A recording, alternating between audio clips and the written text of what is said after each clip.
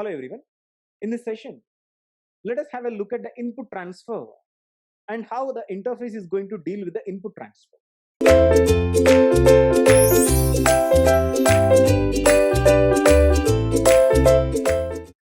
Now, in the previous session, we already understood about the output transfer. We forgot a simple thing, that is about a transmitter, control and clock. This transmitter, control and clock is going to monitor this line, this specific line. Once after one data element has been completely transferred, then only this transmitter, control and clock will allow the second value from the shift register to be transmitted to this specific line. Because we do have a single line. By using a single line, only one bit of data can be transferred at a time. So this transmitter, control and clock will have to be very specific indeed in order to make this data transfer happens, very legitimately and very legally. It ensures that there are no errors within this transmitted data. Once after data element has been completely transferred, then only it allows the second byte to be loaded and transferred to the peripheral device. For that, we use a transmitter, control and clock. Now, let us examine the receiver, control and clock. Let us examine a transfer that is going to happen from peripheral device to the CPU. Initially, IO interface is going to identify the second digit in the status register. You know that the status register are of 4 digits. And among them, the first 2 digits are going to show the status of the transmitter register and the receiver register. Now here, the second digit is going to be watched, is going to be examined. If the second digit is equal to 0, then this IO interface will accept a data word from the keyboard to the shift register. Once again, this IO interface is going to identify and examine the second digit in the status register, because it is going to show the status of the receiver register if it is already full. If it is equal to 0, that means that the receiver register is empty. Then receiver clock will enable this data line so that a keyboard, let us say, will be able to transfer the data that has been typed by the user by using this line to the shift register. Once after the shift register has completely accumulated the data, then the shift register will make a transfer to the receiver register. Once after the receiver register is loaded with the data element, all the 8 bits are loaded, then from the receiver register to the bus buffers through the internal bus system, the data word will get transferred. This is how an input transfer is going to happen. Initially, once again, the second bit is going to be examined. If it is 0, receiver register is free. Then receiver, control and clock is going to enable this line. Then the character that is generated by using a keyboard will get transferred to this line. From this line through to the shift register, the character will get transferred. Right after the total 8 bits are accumulated in the shift register, then all these 8 bits will get transferred to this receiver register parallelly. From the receiver register, via the internal bus system, the data word will get transferred to the bus buffers, because the keyboard cannot send all the 1024 words at the same time. Keyboard is going to transmit the data at a very slower rate. So initially, all the data elements that are going to be transferred to the CPU will get originated in the bus buffer. Once after all the elements are accumulated, as a whole, from the bus buffer to the CPU or the main memory, the data transfer is going to happen. We already understood how vital is the job of the transmitter, control and clock and the receiver, control and clock in order to make this data transfer happen in a feasible manner, in an effective manner. Mainly this transmitter, control and clock and the receiver, control and clock are going to ensure that there are no errors during this data transfer. Sir, what is an error? We haven't know about an error. We already haven't gone through an error. Don't worry about the errors. We're going to understand in another class. But if there is an error, that means that the data transfer hasn't happened properly. If the data transfer didn't happen properly, the data transfer has to be reinitiated by the CPU. That is going to be taken care of by this transmitter clock and receiver clock. Okay. And now let us understand about the 2 additional digits of this status register. This status register remaining 2 digits are going to record the errors. I told you that there might be several errors while you transmit the data. There could be several possible errors. We will discuss about the errors in a later stage of this session. Each of the error can be demonstrated by using these two digits. One combination will show one error, another combination will show another error. Looking at these combinations of these last two digits, the CPU is going to identify the kind of an error that took place during the data transmission. So CPU will be able to take the corrective mechanisms to retransmit the data, through which the error which occurred in the previous case will get rectified. That is what about the status register. Initial two digits are going to show the status of the transmitter register and the receiver register. Remaining two digits are going to show various errors. Okay. Now, what about the control register? What do you mean by this control register, rather? Let us understand about a control register and the bits of the control register carefully. Before CPU is going to initiate any transfer, it is going to load a control command in a control register. There are different kinds of a control command.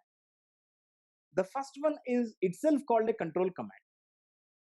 Once again, understand, when the CPU wants to initiate any transfer, it is going to load this control register by using a various, in other words, the CPU is going to load this control register with various control commands. There are several control commands. The first one is called the control command. Second one is called the status command. Third one is called the input command. Fourth one is called output command, rather. What is the first one? That is control command. When it comes to the control command, the CPU, by using the control command, is going to control the peripheral device. Let us say, when a printout is being taken, the motion of the paper should be controlled. Horizontally and vertically, the print is going to be taken place. Similarly, when it comes to the CD writing, when a CD is being written by a specific data, the head within the CD writer should be moved to the appropriate positions. Head should be sought to an appropriate position on which the data writing is going to take place.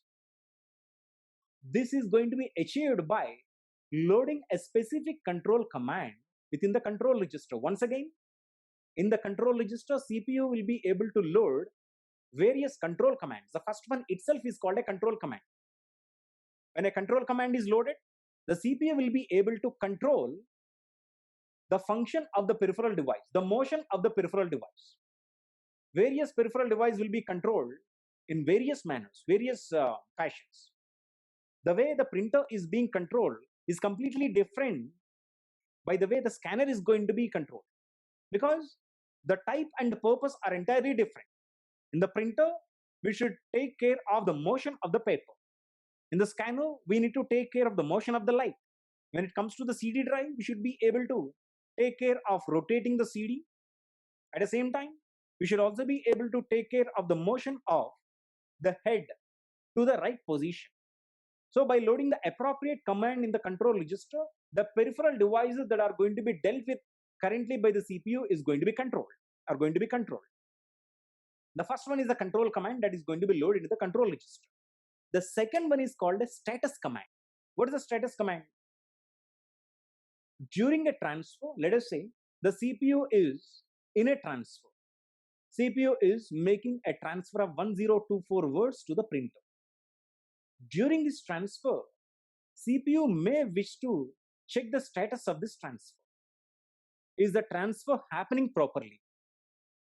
Is the transfer happening legally without any errors?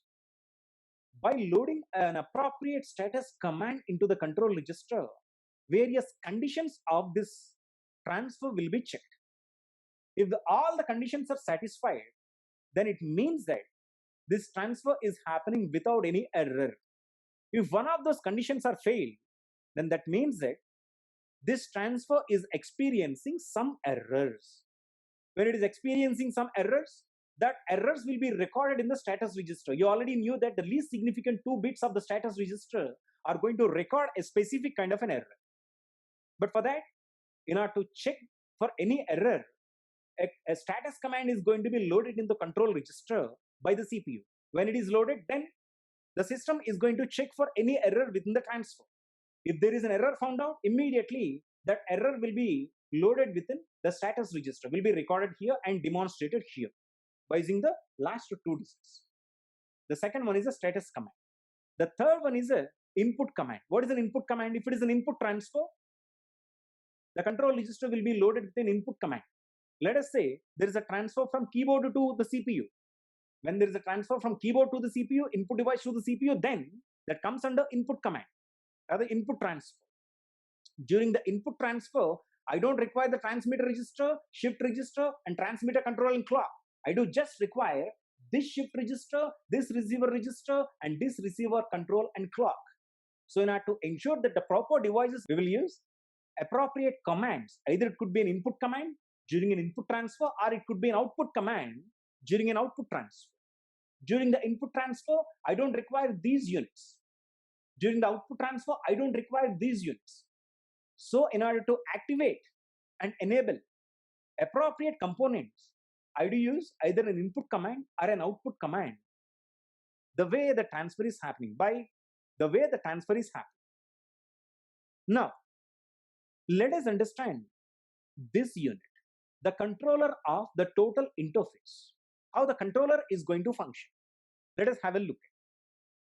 Initially, we will identify the components or the connections to this timing and control. The first one is the chip select, second one is the register select, and third one is IO read, fourth one is IO write. In order to demonstrate these functions, I do have a table. This table is going to manifest the complete function of this entire IO interface. There is something called CS and RS. CS stands for chip select. When CS is enabled, that means that this specific interface will get enabled completely. If you want to enable this interface, first of all, this chip select must be equal to 1. If the chip select is equal to 0, that means that this interface is not selected at all. Let us understand there may be n number of interfaces connected to the computer system. But in order to enable a specific interface, CPU should be able to enable this one, the chip select. Unless the chip select is enabled, this interface is not selected at all. If it is equal to 1, this interface is selected. Now, if it is equal to 0, there is no operation because the interface is not selected. If it is equal to 1, that means that the interface has been selected. So, for any operation to be performed, this CS should always be equal to 1. In addition to the CS, there has to be a register select which is going to specify the kind of an operation that is going to take place by the interface. When register select is equal to 0, then a write operation is going to be performed. When the register select is equal to 1, then again a write operation is going to be performed. What is the difference in between two write operations? Once after the chip select is enabled, if the register select is 0, then this is just nothing but a output transfer. During the output transfer, we are going to use the transmitter register.